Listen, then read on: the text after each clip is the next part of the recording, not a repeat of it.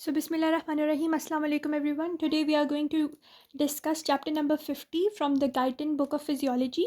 And in this chapter, we are going to talk about the eye. It is topic number 1, that is optics of the vision. Now, first of all, what is vision? Vision is the way you see objects from your eyes. So, we are going to talk about certain features of the vision. First of all, we should know what is refraction of light. You have studied about reflection, and there is another concept, refraction. So what is reflection is when what happens, light bounces on an object and then it bounces back onto another. Light bounces onto an object and then it bounces back onto another object and it produces an image. That image is known as a reflection, which is 100% original, like the original image. But when we talk about the refraction of the light, what happens is the speed of light in air, it is 300,000 kilometers per second, or you can call it 3 into 10 raised by 8 meters per second. You have all read it in physiology. Now, velocity of light, how it decreases is with the increase in the density of the medium, the velocity decreases. For example, in air, the density is the least and velocity is the maximum. In liquid, the velocity is less as compared to air, and in solid the velocity is the least. So air, liquid, solid. Now what is refractive index? So what is refractive index? It is the ratio of velocity in air divided by the velocity of light in the medium.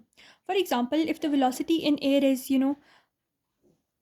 velocity in air is 300,000 kilometers per second, and velocity in the medium, for example, you can say in liquid or in a solid, is, or you can say it is in glass, it is 200,000 kilometers per second. So when we find out the ratio of the velocity difference or the refractive index, we come out to this to be 1.5. So velocity in air divided by velocity in the medium.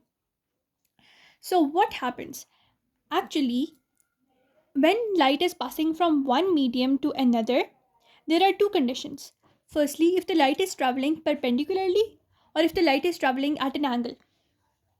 So this is the condition. First of all, in the figure A, you can see that the light is traveling perpendicularly. In this situation, when the light is traveling perpendicularly, what will happen, that the initial velocity and the wavelength, they change. And how are they going to change? The velocity is going to decrease, the wavelength is going to decrease, because the light waves are now entering from air to a denser medium. So velocity will decrease, also the wavelength or the distance between the light waves will also decrease, but the direction will remain same.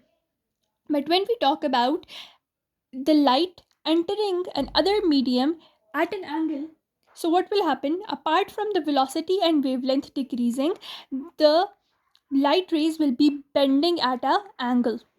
So you can see that the lower portion of the light, it is entering the glass first, and the upper portion, it is having certain amount of distance, it is covering a little bit more distance than the lower portion, and the upper portion is entering the region a little bit later. So you can say the upper portion is traveling at a greater velocity and the lower portion starts to travel at a lesser velocity early on. So as a result, you can see that the wavefront at the lower end is slow, wavefront at the upper end is fast. So what will happen? This angulation, this entering of the light rays to a denser medium at an angle is going to change the velocity, the wavelength, and also the speed of the light waves. They vary in such a direction that the lower portion is slower, upper portion is a little bit more faster, and there is angulation and refraction takes place. The first thing for refraction to take place is for the light rays to enter at an angle. If they are entering perpendicularly, no refraction will take place. But whenever they are going to enter at an angle, refraction will take place. So what is refraction? The bending of light rays at an angulated surface between two substances or two mediums of different refractive indexes is known as refraction. And what is the two properties of refraction? That ratio of the refractive indexes of the two media, first of all, that it means that the refractive index of the two different substances should be there. that if for example, if the light rays are entering from air into air, there will be no refraction, but if the light rays are changing the medium, they are entering from a denser to rarer or a rarer to denser medium, then refraction will take place. So it depends on ratio of the refractive indices. Second, it depends on the degree of angulation. So two things are, there should be a difference in refractive indexes of the two medium. Second thing is the light rays should be entering at an angle. So this satisfies the properties of refraction. Now we will talk about refractive power. What is refractive power? The more a lens bends the light rays, the greater is its refractive power. We will talk about this in a bit, but refractive power has a unit known as diopter, and it is measured as 1 divided by focal length in meters. Now what we are going to do, we are going to discuss two lenses. One is the convex lens, other is the concave lens. Now this convex lens is known as a converging lens because it is going to cause these light rays to bend and join at a focal point beyond the lens, and the distance between the center of the lens and the focal point will be the focal length. Now you can see that there is two types of bending taking place, one at the surface where the light rays enter the lens, and one at the surface where the light rays leave the lens. So there is two types of bending taking place. Now the light ray which is entering perpendicularly, it is not being refracted, but the light rays which are entering at an angle to the lens, they are being refracted and they are converging in the convex lens.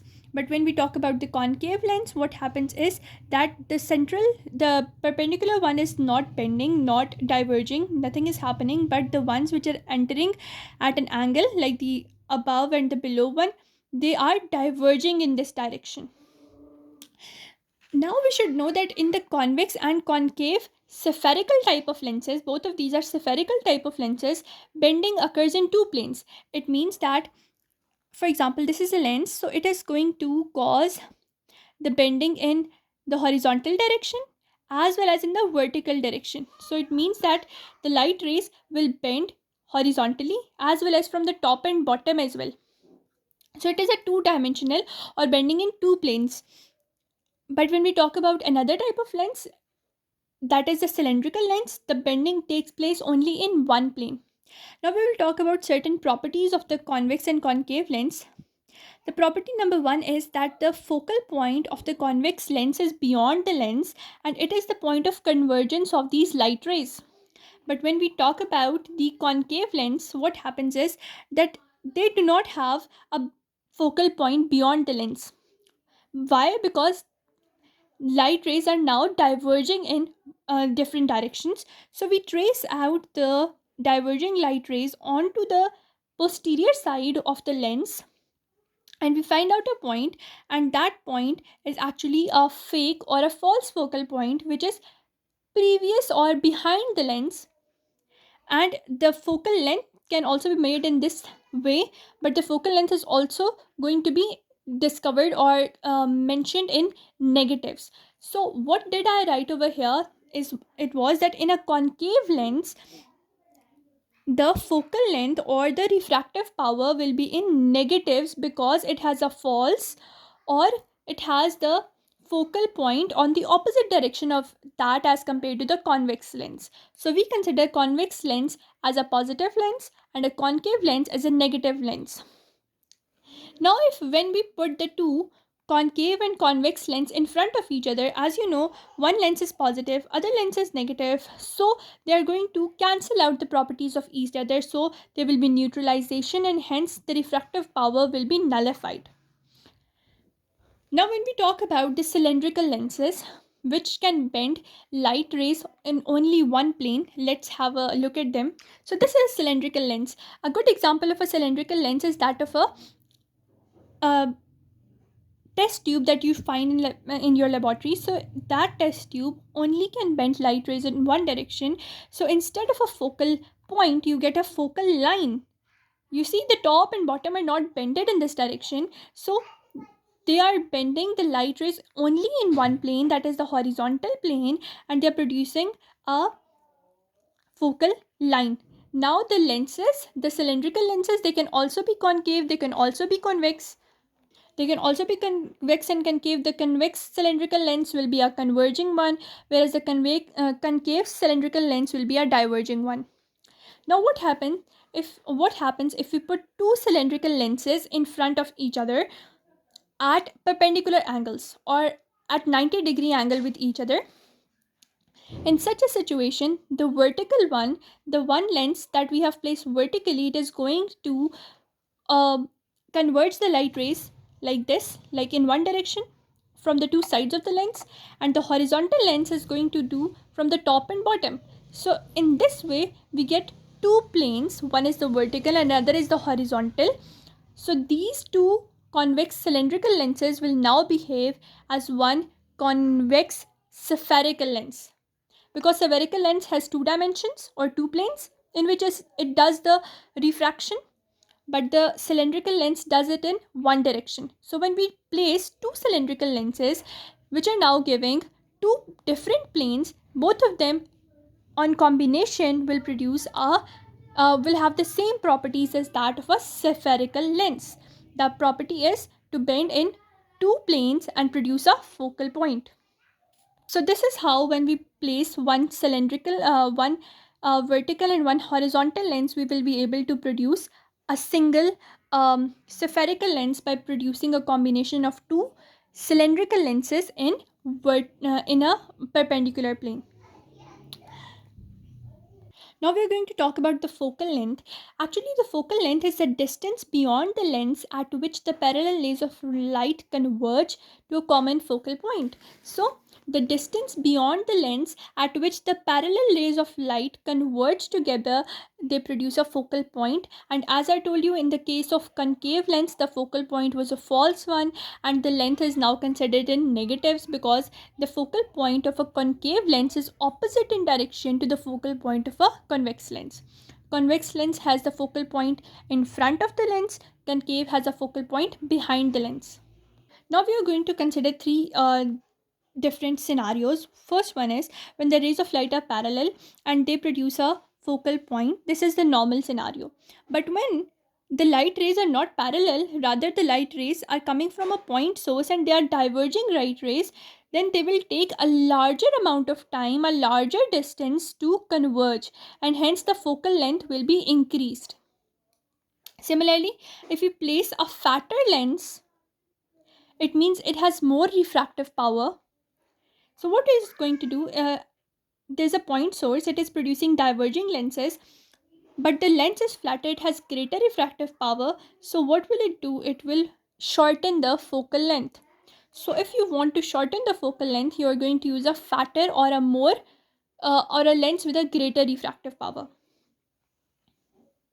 Now we can talk about the type of image that a concave lens produces. This is a concave lens. So when it produces an image, the image is going to be, you can see it is upside down. This is the image which is upside down. Secondly, the image is a bit shorter, upside down. Also, it is reversed.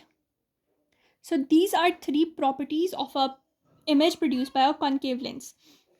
And now you can see the refractive power or the power of a lens. You can see that the refractive power is the strength of the lens to which it can converge the lines or the parallel rays of light. And you can see in the first one, what we can see is that the power is very much less and hence the focal length is larger. Similarly, the two diopters one, it has a greater power and hence it has shortened the focal length. In the third one, the lens is a bit fatter and it has greatly decreased the focal length. So a fatter lens is, most of the times, it is a lens having a greater refractive power and has the ability to shorten the focal length or distance between the center of the lens and the focal point. And now one last thing that is left about the cylindrical lenses is that cylindrical lens can produce two types of focal line. As I told you that when a lens is in vertical position, it is going to produce a focal line which is horizontal, and that will be a 0 degrees one. But when a lens is in horizontal position, it produces a vertical line which is having an angle of 90 degrees. And with that, we are done with all the properties of refraction and the application of those principle onto the lenses. If you find anything difficult, please do not hesitate to mention in the comments. I will explain each and everything to you in the comments down there below. I hope you understood each and everything in this video. In the next part, we are going to discuss the optics of the eye through the notes, inshallah. Meet you in next call. Allah Hafiz.